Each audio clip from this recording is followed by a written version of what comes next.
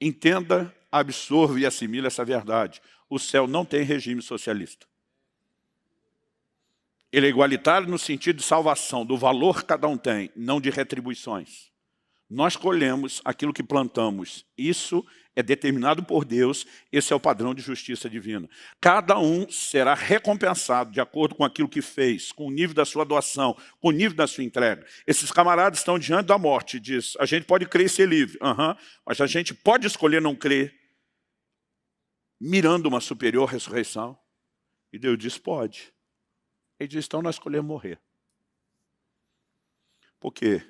Essas pessoas entendem que há algo muito maior do que essa vida terrena de curta duração.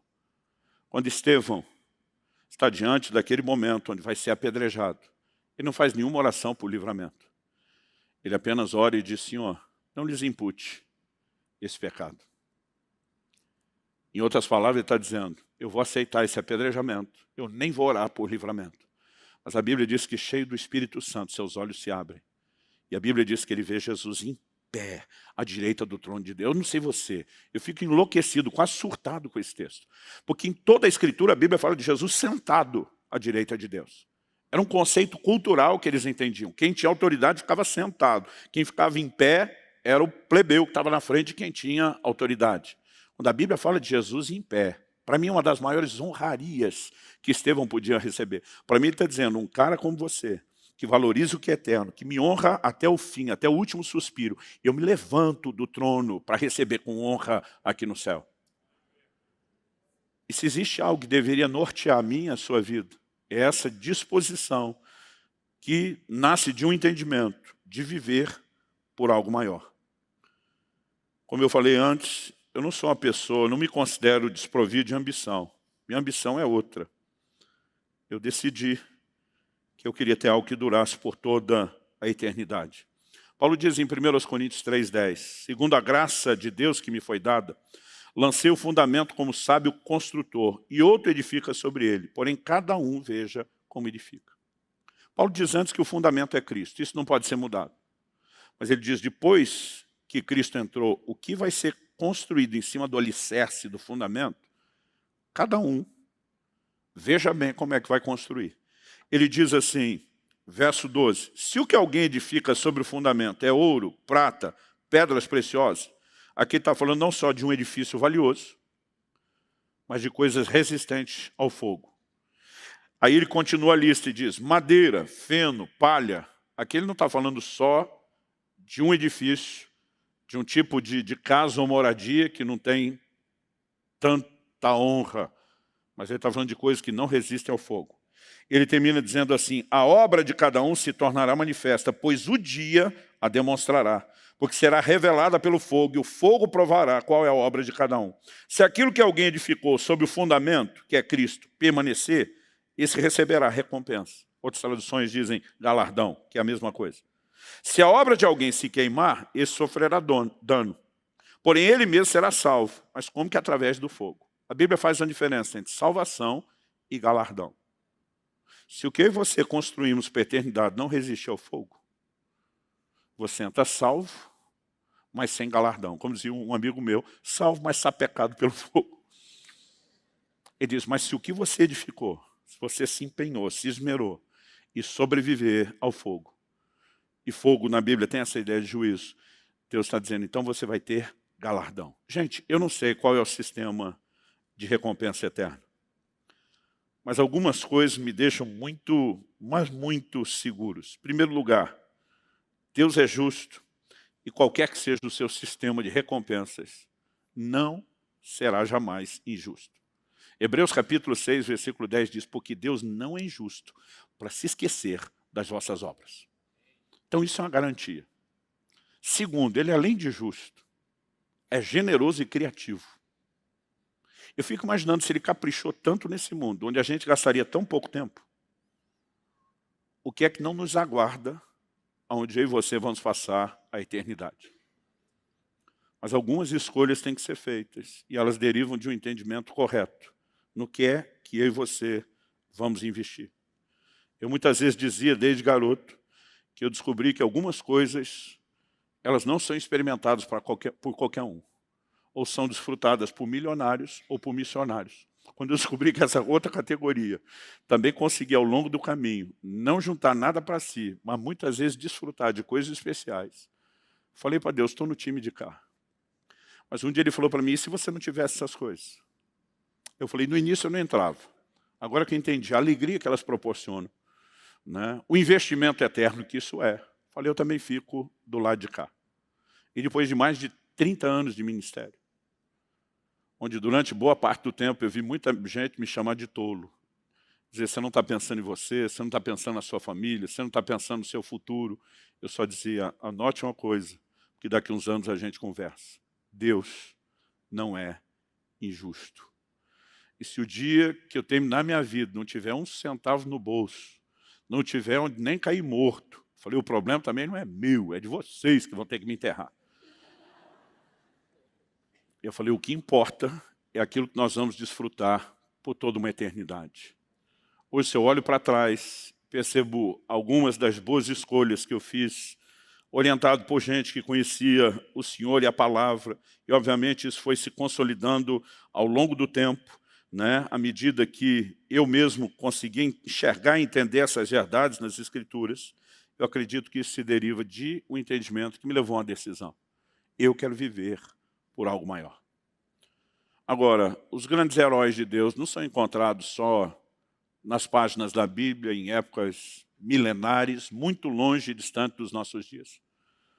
O avivamento morável, poucos séculos atrás, nos mostrou que é possível um grupo de pessoas se voltar para Deus de uma forma única e singular. Eles tiveram uma reunião de oração que durou mais de 100 anos, ininterruptamente funcionando. Desse despertamento, pela presença, paixão por Deus e pelos seus valores, um dos maiores movimentos missionários da era moderna da igreja se despertaram. Esses camaradas saíram levando o evangelho por todo o mundo. Agora, conta-se a história de dois deles que vieram para a região, para as ilhas da América Central, e souberam e tiveram a notícia que o dono da ilha tinha milhares de escravos trabalhando e que não havia cristãos nem igreja entre eles.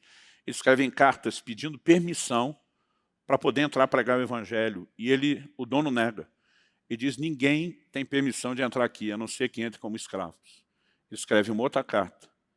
E eles oferecem vender a sua liberdade para entrar como escravos na ilha. E eles precisavam vender a liberdade para ter o dinheiro da passagem. A história acabou não se concretizando dessa forma por questões legais.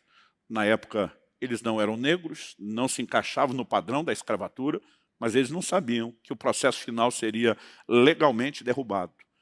Eles se dispõem a irem até o fim.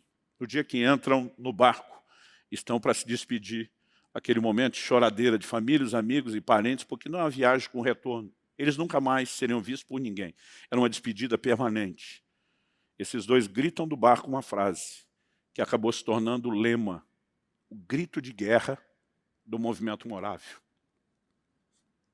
O grito deles foi que através de nossas vidas, o cordeiro que foi imolado receba a recompensa do seu sofrimento. Isaías 53 fala sobre Jesus e diz, ele verá o fruto do penoso trabalho da sua alma e ficará satisfeito. Todo investimento, toda abnegação, todo o sofrimento dele por mim e por você é recompensado quando eu e você decidimos servi-lo, mas também é recompensado quando eu e você entendemos o que Paulo diz em 2 Coríntios 5,14, que o amor de Cristo nos constrange. Ele diz, julgando nós isso, se um morreu por todos, logo todos morreram. Ele diz, e os que agora vivem, não devem mais viver para si, mas para aquele que por eles morreu e ressuscitou.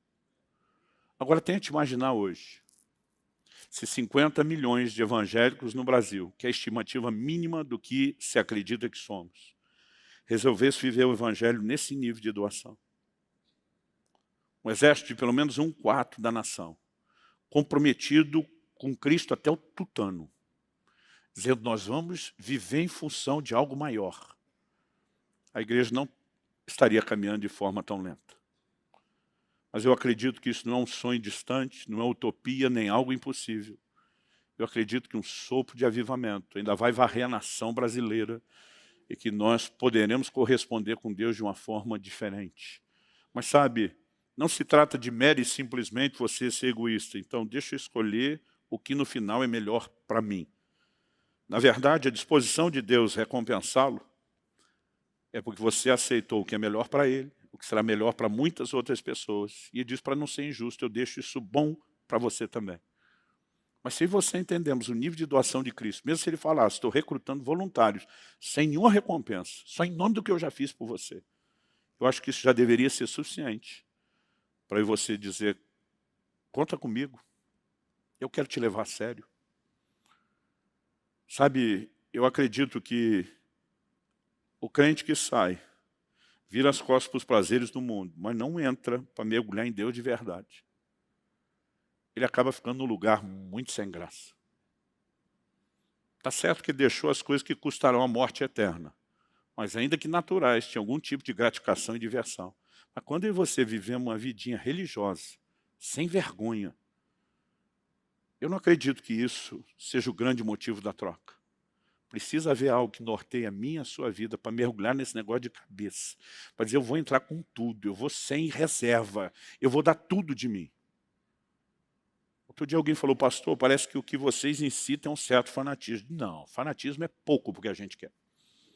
Fanatismo as pessoas fazem sem ter Cristo. O nosso é um outro nível de loucura. Tem que ser mais do que isso. Porque, nas palavras do próprio Jesus, essa é a natureza do Evangelho. Eu e você fomos chamados para viver por algo maior. E para isso nós vamos ter que escolher morrer para algumas coisas menores. Você recebe essa palavra hoje? Feche seus olhos, onde você está, sentado mesmo.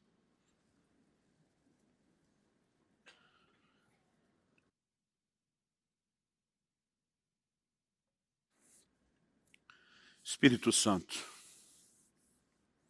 nós precisamos da sua ajuda. Eu tentei da melhor forma possível, debaixo da tua liderança e direção, compartilhar aquilo que tem norteado a minha vida por tantas décadas. Mas se o Senhor não vivificar essa palavra, terá sido só um discurso, e um discurso que sequer será útil. Mas eu oro por cada um dos meus irmãos e irmãs. Eu sei que nesse grupo existem tantos deles que têm recebido do Senhor alguns chamados específicos. Outros que ainda compreenderão isso ao longo da jornada e do caminho. Eu suplico em nome de Jesus. Não nos deixe distrair ao longo do caminho. Não nos permita perder a percepção da eternidade. Não nos permita, ó Deus, ser enganados a ponto de buscar gratificação apenas naquilo que é terreno, passageiro e momentâneo. Nós queremos viver por algo maior. E nessa escolha estar disposto a sacrificar aquilo que é menor. Nós queremos ajustar o foco na recompensa. Que antes de qualquer outro tipo de entendimento que possamos ter desse galardão, começa com o teu sorriso naquela porta de entrada. Dizendo, servo bom e fiel, entra no gozo do teu Senhor.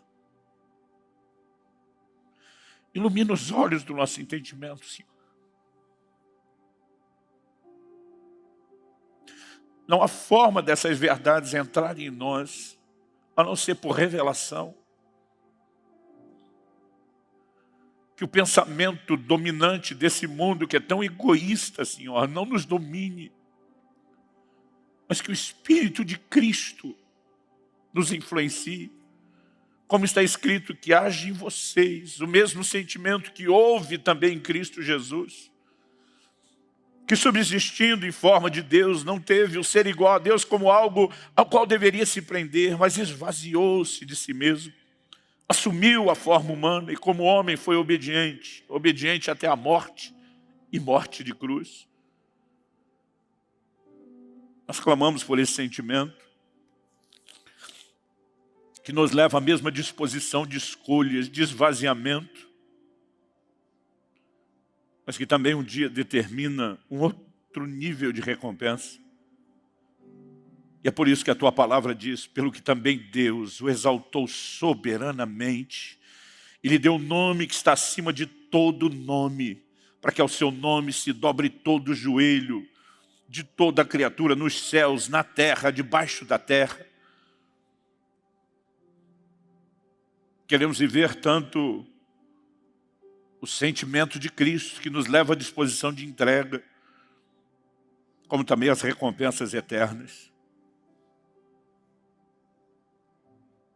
Essa vida é tão curta, Senhor, mas é a oportunidade que temos de entesourar para a vida eterna, porque a vida do homem não consiste na abundância de bens que ele possui, mas sim ser rico para com Deus. E a riqueza para com Deus não é apenas a escolha de rendição. Ela começa com isso, mas envolve entesourar para a vida eterna. Nós queremos ser úteis ao Senhor. Queremos fazer diferença na nossa geração. Queremos viver o Evangelho de verdade, de forma completa e intensa. E nessa noite, Senhor, queremos, por um lado, nos arrepender de muitas vezes ter um foco tão egoísta,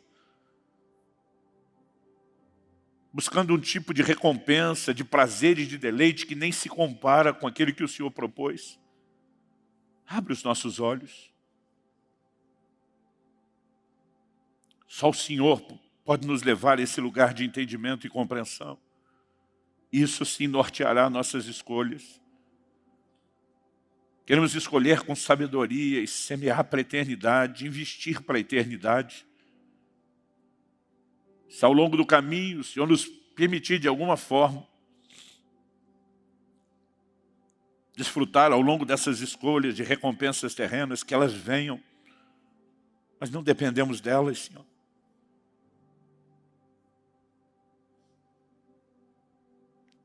Queremos trabalhar não pela comida que perece, mas por aquela que permanece para a eternidade. Sopra sobre nós. Não apenas aqui e agora, mas a partir de agora. Que venham dias de despertamento. Que venham dias de uma ação poderosa do Teu Espírito Santo no nosso íntimo, nos fazendo repensar o curso da nossa vida.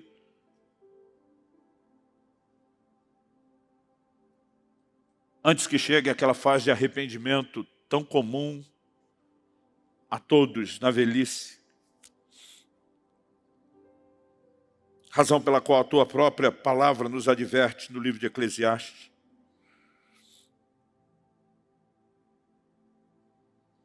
Lembre do seu Criador nos dias da sua mocidade, antes que venham os dias maus e cheguem os anos em que você dirá, não tenho neles prazer.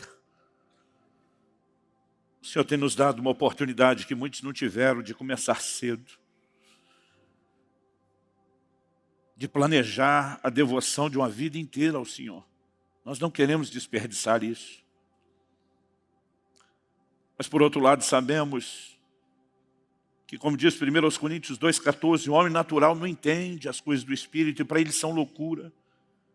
É por isso que nós estamos clamando por discernimento espiritual. Ilumina os olhos do nosso entendimento, abra a nossa mente, o nosso coração. Permita-nos acessar um nível de compreensão dessas verdades como nunca antes. Mesmo aqueles de nós que já alcançamos parte disso, nós queremos entender numa nova medida. Dispostos a sacrificar e te oferecer qualquer coisa, Senhor. Qualquer coisa.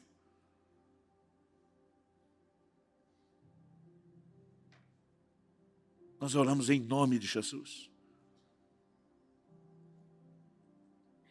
E quando chegar os dias da nossa velhice, ou mesmo depois da nossa partida,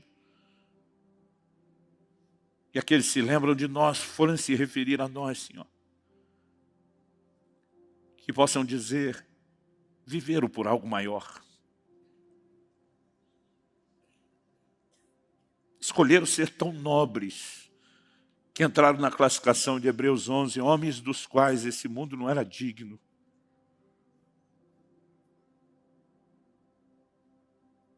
É o que nós te pedimos em nome de Jesus. Em nome de Jesus. E para a glória do teu nome mesmo.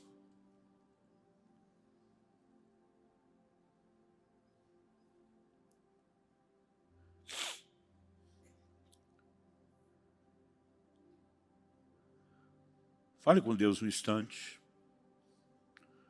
Talvez seja uma boa hora de pensar e repensar o curso da sua vida.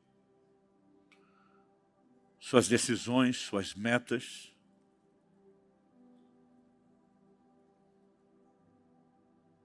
Talvez seja a hora de fazer alguma entrega específica a Deus.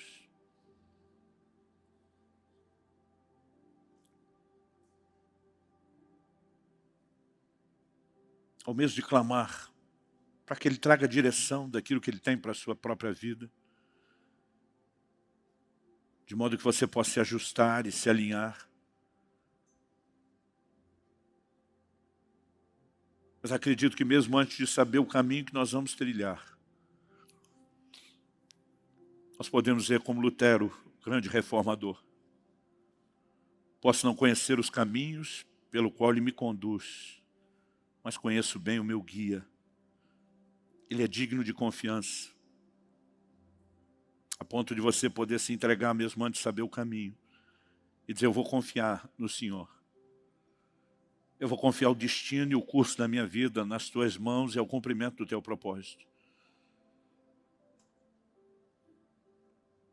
Eu vou escolher viver como Paulo, dizendo, em nada tenho a minha vida como preciosa, contanto que eu complete a carreira de testemunhar o Evangelho da graça de Jesus Cristo. Cumprir o ministério.